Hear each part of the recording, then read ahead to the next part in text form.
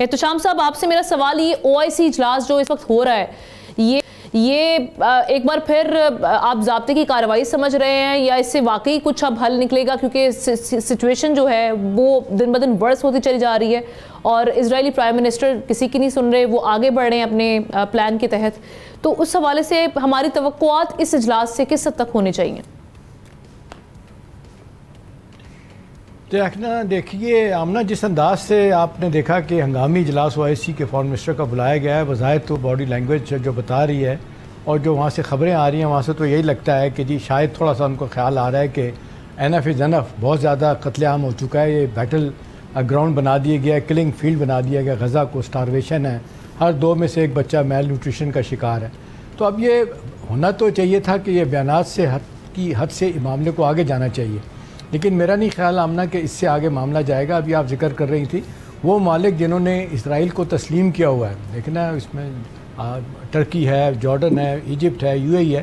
بھئی آپ اور کچھ نہیں تو آپ اعلان کریں کہ آپ ان کے ساتھ تعلقات آپ کہتے ہیں کہ جی ہم نہیں آپ کو تسلیم کرتے، پیچھے ہٹ جائیں. یورپ کے ممالک جو ہے نا اس طرح کے آپ نے دیکھ لیں ایکشن لے رہے ہیں، ہم نہیں لے رہے.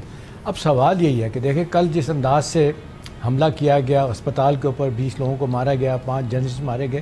فائدے میں آمنہ یہ 7 اکتوبر 2013 کے بعد یہ جب حماس نے حملہ کیا تھا اسرائیل کے اوپر اور وہاں 1200 لوگوں کو مار دیا تھا اور 251 لوگوں کو ہاسٹیج بنایا تھا، اس کے بعد سے اب تک 274 صحافیوں کو مارا جا چکا ہے. 274 صحافی جو ہے نا ان کو مار دیا گیا وہاں پہ.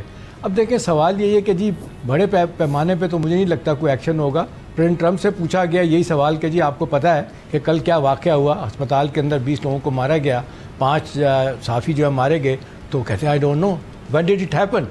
اب دیکھیں نا ایپیتھی تو یہاں تک ہے کہ اب لگتا ہے کہ بزنس ایز یوزل ہے، لوگ اس کے بارے میں سوچنا نہیں چاہتے. ایک اسرائیل بڑی ڈٹائی کے ساتھ کہہ رہا ہے جی 2 اسٹیٹ سلوشن ڈیڈ ہو چکا ہے. کل ہمارے فارن منسٹر نے بڑی زبردست تقریر کیا ہے اور جس طریقے سے کمپریہنسو 7 پوائنٹس پلان دیا ہے کہ کس طریقے سے وہاں پہ امن آ سکتا ہے، کیا ہونے کی ضرورت ہے.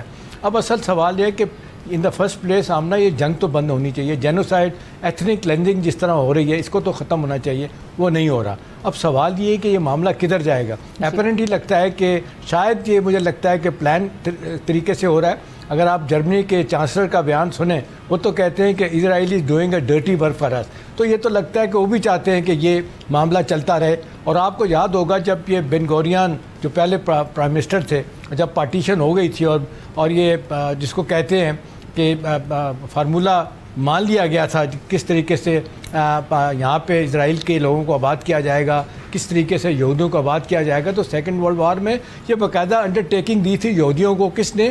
فرانس نے، جرمنی نے، فرانس نے اور برطانیہ نے اور اس کے بعد رشیا نے. ان 3 ملکوں نے یہودیوں کو کہا تھا کہ جی آپ ہمیں پیسہ دیں جنگ جیتنے کے لیے، ہم اس کے بعد آپ کو ایک ریاست بنا دیں گے. انہوں نے وہ ریاست بنا دی جس طریقے سے سارا پلان کیا گیا تھا.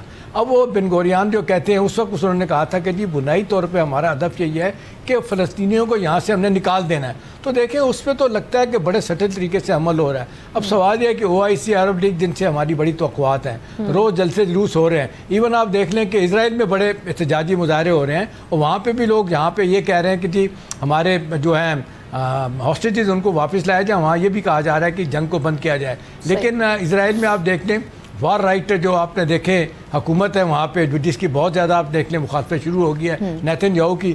وہ لگتا ہے کہ انہیں آشیرواد حاصل ہے مغرب کی بھی اور امریکہ کی بھی، وہ اپنے طور پہ عمل کرتے چلے جا رہے ہیں. اور آخری بات آمنہ افسوسناک بات ہے کہ 47 ممالک عرب لیگ کے اپنا OIC کے اور عرب لیگ کے ممالک لگتا ہے کہ انہیں نہیں احساس ہے، اگرچہ انہیں نہیں لگ رہا کہ اس کے بعد وہ ہدف ہوں گے. اب کس کے ویسٹڈ انٹرسٹ ہیں، کتنے مفادات ہیں، یہ دیکھنے میں بھی بات ہے. لیکن پروسیس میں غزہ کے لوگ سفر کر رہے ہیں. سبسکرائب کریں اور بیل دبائیں تاکہ کوئی خبر رہ نہ جائے.